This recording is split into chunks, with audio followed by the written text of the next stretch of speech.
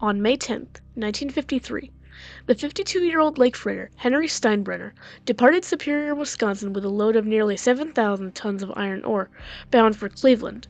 The weather forecast that day predicted that a minor storm would pass over the Great Lakes, but it was nothing to be concerned about. However, later that day, the storm intensified, with heavy winds and waves. What had originally been forecasted as a routine storm had turned into a nightmare for ships on the lakes. However, unbeknownst to the crew of the Henry Steinbrenner, the very next day, their ship would be at the bottom of Lake Superior. Before we continue, if you are a fan of this channel, I highly recommend that you check out the Top Impressive Line merch store. There, you will find t-shirts, hoodies, mugs, and much more to show off your support of this channel. Plus, we're adding more to the store all the time. Go check it out at top-impressive.creator-spring.com or use the link in the description.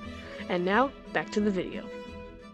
The Henry Steinbrenner, labeled hull number 14, was constructed in 1901 by the Jenks Shipbuilding Company in Port Huron, Michigan for the Kinsman Transit Company, based out of Cleveland.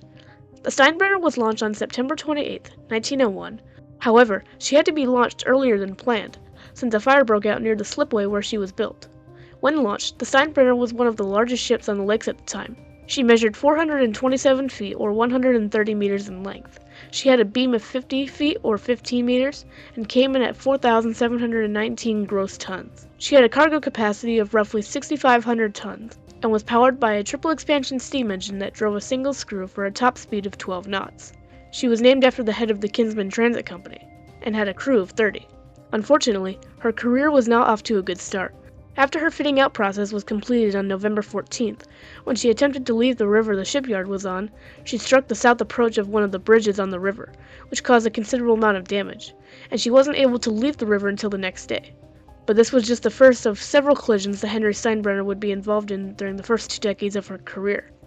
On December 5th, 1909, just 8 years into her service, while she was carrying a load of iron ore through the St. Mary's River, she collided with the freighter Harry A. Berwind in Mud Lake. The Berwind had tore a massive hole in the side of the Steinbrenner, and the ship rapidly sank. Fortunately, there were no casualties, but the Steinbrenner was declared a total loss. However, after her hull was examined, it was found that she could be refloated. A salvage team came to raise the ship, but they waited until the shipping season was over to salvage the freighter. After cutting a hole through the thick layer of ice, the salvage team sent divers to patch the hole in the ship's hull. When the ice thawed, a cofferdam was built to drain the ship and refloat her. Fortunately, the salvage process of the Henry Steinbrenner was successful, and she was returned to service. The freighter's cargo holds were rebuilt in 1921, which made them more durable.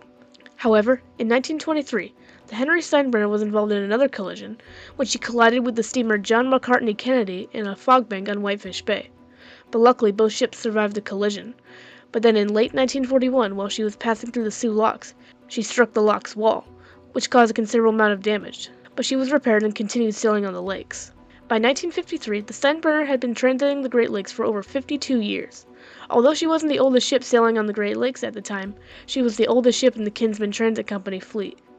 In early 1953, the ship had undergone several inspections. In February of that year, she was dry docked to examine the condition of her hull, and she passed the inspection. Then, in early May, the ship was recertified by the American Bureau of Shipping. Although she easily passed these inspections, many were skeptical that the ship was even seaworthy, especially since she was operating on 52 years of service.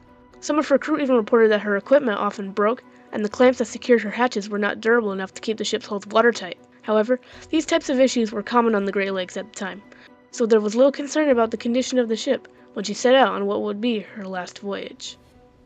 On the morning of May 10, 1953, the Henry Steinbrenner, under the command of 46-year-old Captain Albert Stiglin, departed Superior, Wisconsin with a load of nearly 7,000 tons of iron ore, bound for Cleveland.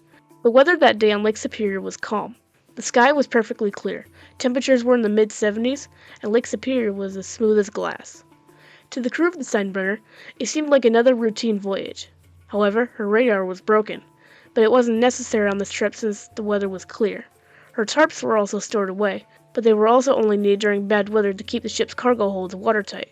The morning the Steinbrenner departed Superior, Wisconsin was calm, but the weather forecast issued a change with occasional thunder squalls and 30 to 35 mile-per-hour winds that would occur that day. But for most ships on the lake, the storm was no cause for concern, even for the Henry Steinbrenner, as she sailed across Lake Superior bound for the Sioux Locks. The weather remained calm several hours after the Steinbrenner departed Superior, but at 3 p.m., heavy winds swept over Lake Superior. On top of that, the flat, calm waters of the lake were replaced by massive waves. What had started off as a beautiful day had turned into a nightmare. Within an hour and a half of the storm beginning, waves broke over the deck of the freighter. Captain Stieglin of the ship then ordered his crew out on deck, attached to a line to check to see if the hatches were tightly secured. Every single clamp that secured the hatches were fully fastened, but the storm only intensified. As the wind and waves battered the freighter and Captain Stieglin did his best to keep his ship on course, one of his crew members ran over to him and told him that one of the ship's hatch covers came loose, and allowed tons of water to enter the ship's holds. Several crew members then made the dangerous walk across the ship's deck to fix the hatch cover that came loose. They were knocked off their feet several times by the wind and waves, but then a massive wave washed over the ship and sent one crew member into the open cargo hold. But fortunately, the other crew members were able to pull him back up, and he was uninjured. The crew managed to fix the hatch cover that came loose, but the waves crashing over the deck made it impossible for the men to return to the bow section. The Steinbrenner was a much older lake freighter, and before these ships had inner tunnels that connected both ends of the ship, the only way to travel between the bow and the stern was by walking across the deck.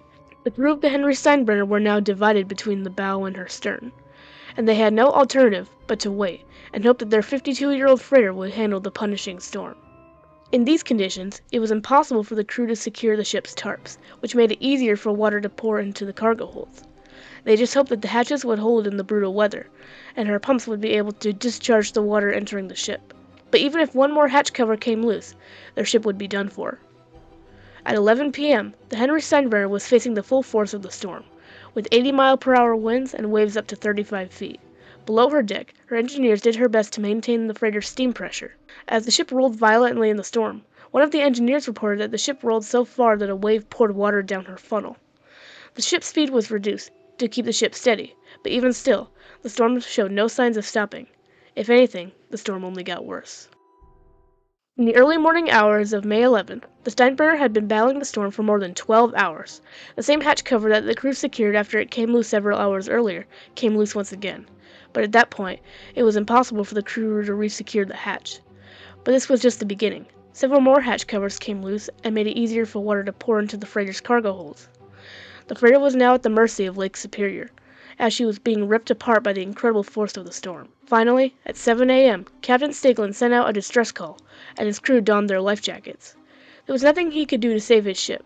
6 ships received his distress call, including the Wilfred Sykes, Joseph H. Thompson, D.M. Clemson, and the William E. Corey. All of these ships raced to the scene of the disaster, but Captain Stieglin was unsure if they would make it before the ship made her final plunge. Then, just an hour and a half after he sent the distress call, 3 hatch covers broke completely open, which easily allowed huge amounts of water to freely enter the freighter. Captain Albert Stieglin knew that it was time to abandon ship. When the ship was approximately 15 miles south of the Isle Royale lighthouse, he ordered the engine stopped and a mayday call to be sent out.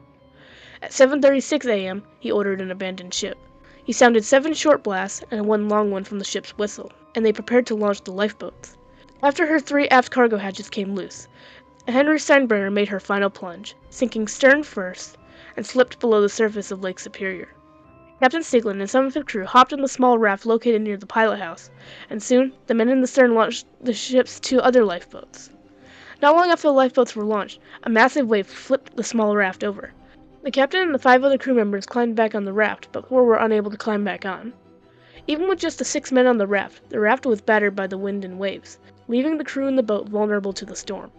By the time the freighter made her final plunge, several men who hadn't made it onto the lifeboats were thrown into the lake. And then, the men in the lifeboats now waited anxiously for rescue. The 6 ships that received Captain Albert Stieglin's distress call raced to the area where the ship went down. The storm was still raging and visibility was poor, which made it difficult to find the Steinbrenner's lifeboats. The freighter Wilfred Sykes was the first ship to arrive on the scene. The captain of the Sykes pulled the ship alongside one of the lifeboats and dropped a ladder down to help the men climb aboard. As this was happening, however, a large wave separated the lifeboat and the freighter, and the captain of the Sykes had to turn his ship around to get back alongside the boat. But fortunately, all the men in the boat were able to make it on board the Sykes. Not long after these men were picked up by the Wilfred Sykes, the freighter Joseph H. Thompson found the raft that Captain Stieglin and 5 of his crew were in. Shortly afterward, the freighter D.M. Clemson found the other lifeboat that was launched. However, after a tight maneuver, the lifeboat almost got sucked in by the ship's propeller, and soon the men in the boat were brought aboard the freighter. In the end, out of the 31 men on board the Henry Steinbrenner when she sank, 17 lost their lives, and the 14 survivors were brought to shore. Almost immediately afterward, an investigation was launched to figure out what caused the ship to sink. Several crew members claimed that the 52-year-old vessel was not seaworthy.